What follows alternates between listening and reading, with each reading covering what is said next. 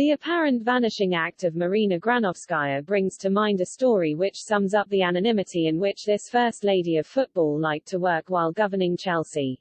In February of this year, Thomas Tuchel took his squad and staff to Italian restaurant Grappelli, a 5-minute drive from the training ground in Cobham, Surrey. It was to thank them for their efforts ahead of the Carabao Cup final later that month, and Granovskaia was invited. Magician David Redfern was hired as entertainment for the Wednesday evening get-together. He posed for a picture with Tuchel and Granovskaia, who were sat next to each other, and posted it to his social media channels. Look for them now, however, and they don't exist. Why they were deleted, we cannot say for sure, though it is indicative of the image that Granovskaia created for herself, one that said she operates only in the shadows. True to that reputation, the woman who was neither seen nor heard while commanding one of the world's most successful clubs is now seemingly disappearing.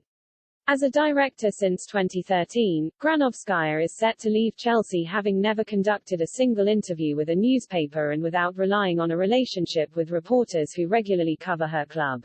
Instead, she lived and died by her decisions, using the club's website to showcase her work. That was the 47-year-old Russian-Canadian's one and only portal for publicity, and the picture gallery says it all. She was sat next to Maurizio Sarri at his appointment in 2018, next to Frank Lampard in 2019, next to Tuchel in early 2021, and again 5 months later when he agreed an extension after winning the Champions League.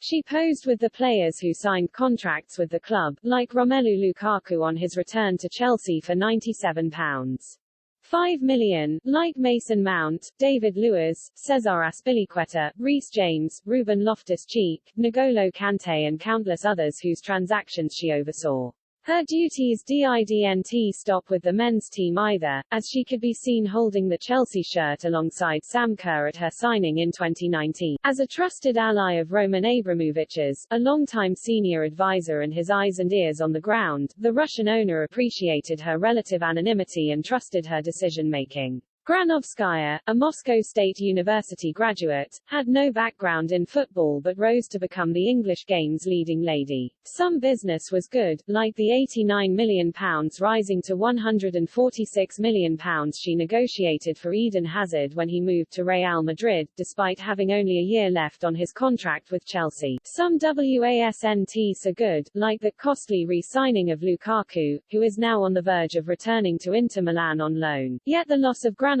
would be felt by Chelsea after spending so long under her governance.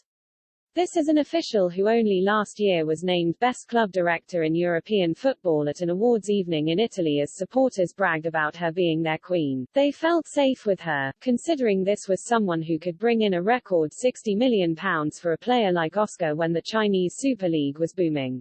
The timing of the news of her departure, in the midst of a transfer window, isn't convenient. But it could represent a clean break for a club now operating under new ownership, and as respected as she is, Granovskaia's well-known connection to Abramovich was always going to be a complicated and uncomfortable link for Chelsea if she was to stay. In the past, agents have been reluctant to talk about Granovskaia when asked to contribute to profiles on the Chelsea director. They didn't want to annoy the powerful woman who values her privacy and would only speak anonymously, praising her direct style in contract discussions. They admired her candor and felt she was a woman of her word, like how Petr Cech was allowed to leave Chelsea for Arsenal in 2015.